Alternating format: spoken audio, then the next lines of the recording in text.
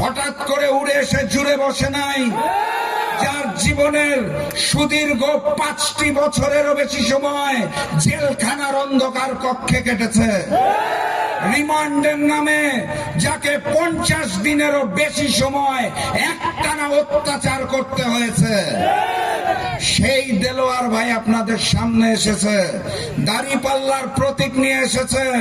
ঠাকুরগাঁ 1 আসন দেলোয়ার ভাইকে দাঁড়িপাল্লায় জয়যুক্ত করে আগামীর প্রধানমন্ত্রী ডাক্তার শফিকুর রহমানকে আমরা উপহার দিব ইনশাআল্লাহ।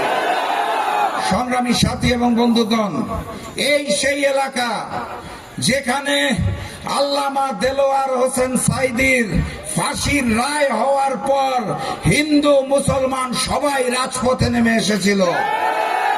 এখানে সেদিন 6 জনকে নির্মম ভাবে হত্যা করা হয়েছিল, যার মধ্যে 5 জন মুসলিম ছিল, 1 জন হিন্দু ছিলেন। অত্র এলাকার মুসলমান হিন্দু ভাই ভাই একত্রিত হয়ে আগামী 12 তারিখ আমরা দাঁড়িপাল্লাকে জয়যুক্ত করবো ইনশাআল্লাহ। আর তার আগে আরেকটা ভোট দিতে হবে, মনে আছে তো নাকি?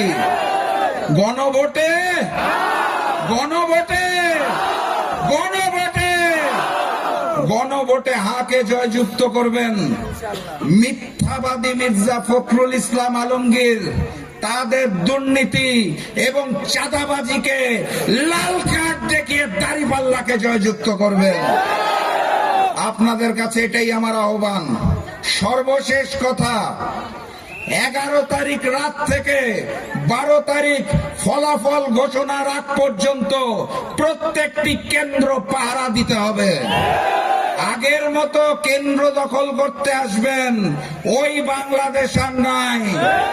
ছাত্র ভাইরা যুবক ভাইদেরকে আদেশ করে যেতে চাই, যদি আমার কোনো বোনের গায়ে হাত পড়ে তাহলে সেই হাত ভেঙে চুরমার করে দেবেন। 12 তারিখ ভোটের অধিকার যদি কেউ ছিনিয়ে নিতে আসে তাহলে তিতুমিরের বাঁশের কেল্লার মতো বাঁশ নিয়ে পাহারা দিবেন ইনশাআল্লাহ। আগামীর বাংলাদেশ হবে মানবিক বাংলাদেশ। আগামীর বাংলাদেশে দেলোয়ার ভাইয়ের মতো মানুষ যখন দায়িত্বে আসবে, মজলুম মানুষ, তার কাছে আপনারা যেতে পারবেন, কথা বলতে পারবেন, দাবি আদায় করতে পারবেন। ওই বুলেট প্রুফ গাড়ির ভিতরে যারা থাকে, ভিআইপি সেজে যারা থাকে, স্যুটকোট প্যান্ট ছাড়া যারা যা চলতে পারে না, তাদের আমরা চাই না। আমরা মজলুম ভাই দেলোয়ার ভাইকে যেতে চাই। মার্কাটা কি? আরো জোরে ইনশাআল্লাহ 12 তারিখ দেলোয়ার ভাই জিতে যাবে। দেখা হবে ইনশাআল্লাহ বিজয়ে। আবারও আসবো, আবারও কথা হবে। আজকে মাগরিব আসন্ন, ওয়াক্ত আসন্ন, বিদায় নিচ্ছি। বিজয়ের পথে যাত্রা শুরু, জীবন অথবা মৃত্যু। আসসালামু আলাইকুম।